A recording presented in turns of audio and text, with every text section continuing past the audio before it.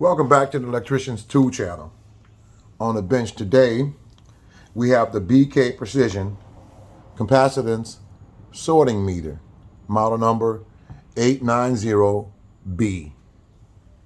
This meter was released to the market to be sold on March 28, 2007, and it was discontinued for sale by BK Precision on May 12th, 2011.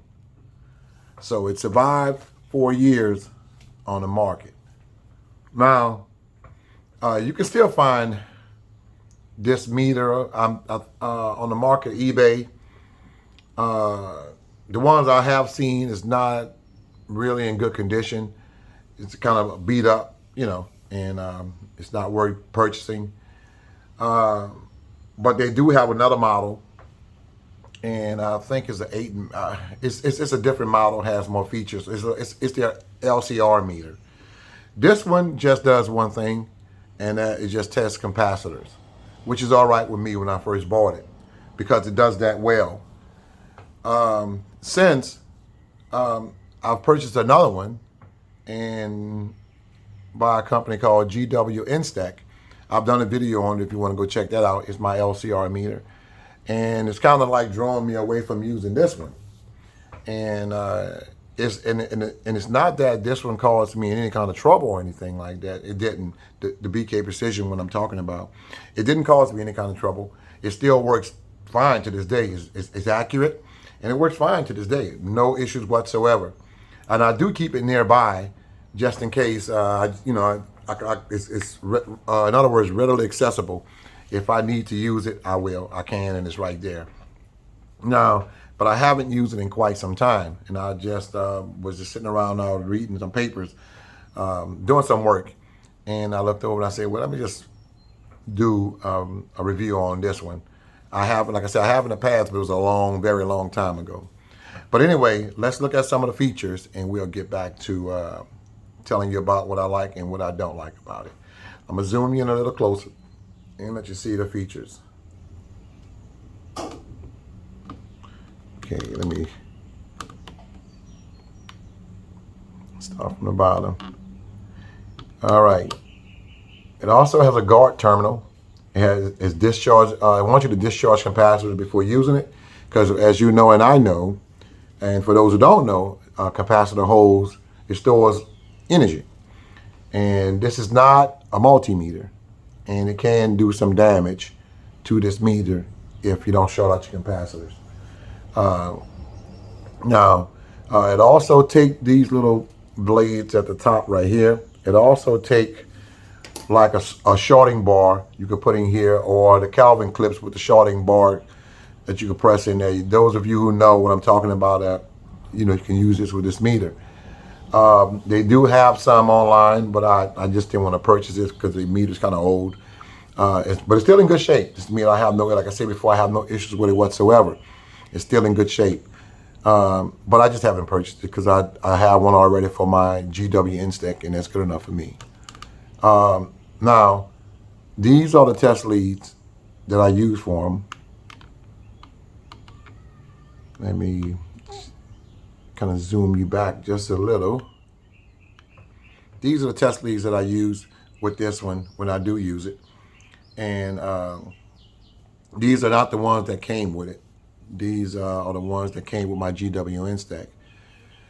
And since I have my Kelvin clips for that one, I use these for that one.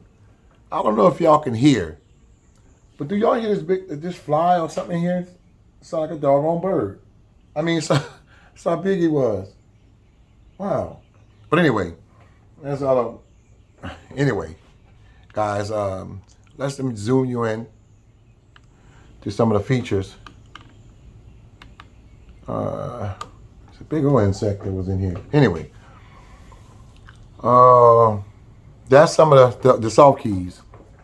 The black button to the left, the top, is the on and off button.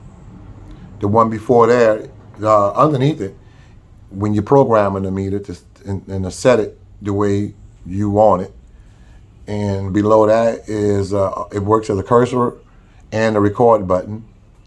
The middle row at the top is the high-low, as well as the backlight button. Beneath that one in the middle, the TOL, is the tolerance button. And the one beneath that is a sound button. You turn it either on and off. Now, the one to the end right here, the row to the end, the range and auto, that's what that button is for. Hold and save, the second one. And the rail button to zero this meter out. Let's look at the screen. It has a very large display. The font is pretty nice. It's a real nice clear display at that. I have no issues with that. So let me just turn the backlight on and just give you an idea. It's not the white LED backlight. It's orange looking backlight. And I can still see the way you're looking at it right now on the camera. That's how it looks in person. And it's a fairly clear backlight. I don't have no issues with it. I don't like the color, because I compare it to a white backlight. Well, it's no match. But let me see. There's no match whatsoever. But still, it's clear. I love the size of the display. That's nice and clear. And other than that, it's a pretty nice capacitance meter. If you were to run across it and that's all you're looking for, a capacitance meter, and it's real cheap, get it. But nowadays, if you to buy a meter like this, you're gonna want a meter like this too, unless they're giving it away almost. To be honest with you, I really wouldn't want to buy it because you could find one just like this that does all three. The LCR meter, that does ECR measurements and other measurements, capacitance and all kind of inductance measurement. You might can find that for maybe $100. Depends on if you get lucky to find one. So I don't know if I was to buy something like this online, it had to be maybe $25, to really be honest with you, because it'll be a waste of money to buy a meter like this and it only could do one thing. And when you could buy one just like this by BK Precision or Agilent, or there's another one that's on Deary, I think that's the name, or GW Instack that may cost you $100, $125 that does all three, so I wouldn't want to buy it if I can't buy it for $20, $25. But it is a really good buy. It is a really good buy. If that's all you want to do is just buy a capacitance meter, this will be the one. It hasn't given me any trouble at all. And this is very old. It came out in 2007. It was discontinued in 2011. But other than that, it's, I don't have anything bad to say about it. Everything I have to say about it is good. So, guys, help support the channel. Hit that like button. Hit that subscribe button. Leave a comment. I love reading your comments, and other viewers love reading the comments as well.